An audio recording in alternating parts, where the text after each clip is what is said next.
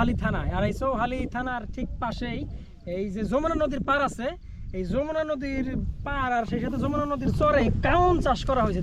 দেখেন কাউন। এখনকার মানুষ যারা 90 দশকের আগে তারা ছাড়া 90 দশকের পরে যারা চিনেই না কাউন কি।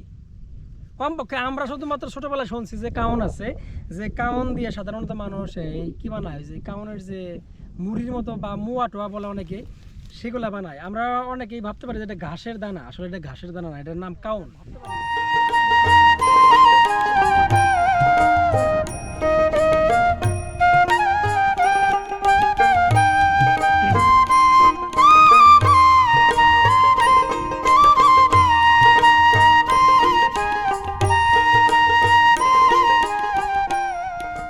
কাকা আসসালামু আলাইকুম।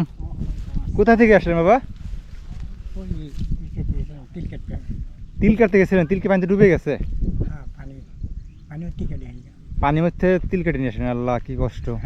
নদীর পানি না বৃষ্টির পানি? নদীতে কি পানি বাড়তি বর্তমান? কাকা গেছিল হচ্ছে তিল কাটতে, পানির ভিতরে তিল কেটে নিয়ে আসলে, যেমন শরীরে পোশাক কিন্তু পুরাটাই ভেজা। ঘোরা করে নিয়ে আসতে না? কাঁদে কি ভাত নিয়ে গেছিলেন? কাকা কিন্তু আসলে ভাত নিয়ে গেছে। খাইছেন না ভাত? ভাত খানো নাই? সকালে খাইছেন না? আল্লাহ কি কষ্ট। কাকা কিন্তু এখনো ভাত খায় নাই, দুপুর টাইম হয়ে গেছে। ঠিক আছে বাদাম যান।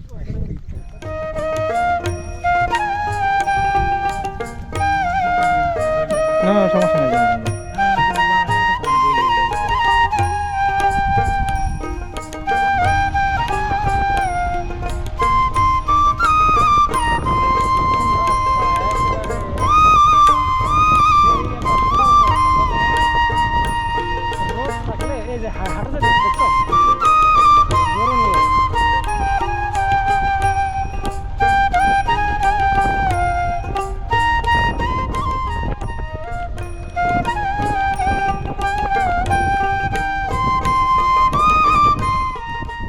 আসসালামু আলাইকুম কাকা। তাহলে কোন হাটে যান?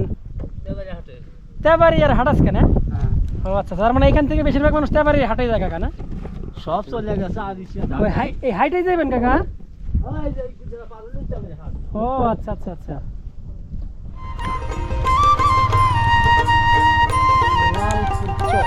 অনেক সুন্দর জায়গা,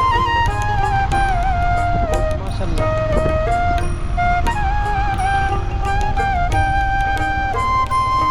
ঈদের মার্কেট না এটা? হ্যাঁ ঈদের মার্কেট।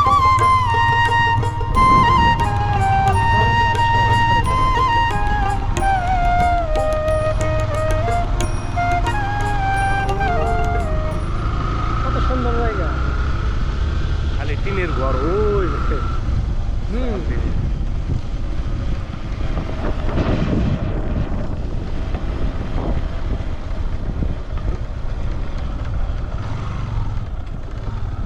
ও কত সুন্দর একটা জায়গা, আমার কাছে খুবই ভালো লাগে এই জায়গাটা।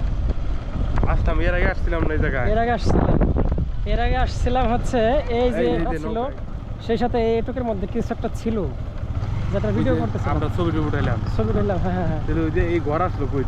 এই ঘরগুলো আগে থাকতেই ছিল, আবার কিছু নতুন হয়েছে। তবে জায়গাটা সবচেয়ে বেশি সুন্দর চরকাটারের মধ্যে। আমার মনে হয় যে এই জায়গাটা বেশি সুন্দর। যখন সরিষা বুনে, ওরে সুবহানাল্লাহ, সেরা। পানির উপর তো চালাই যেতে হবে নাকি? ভাই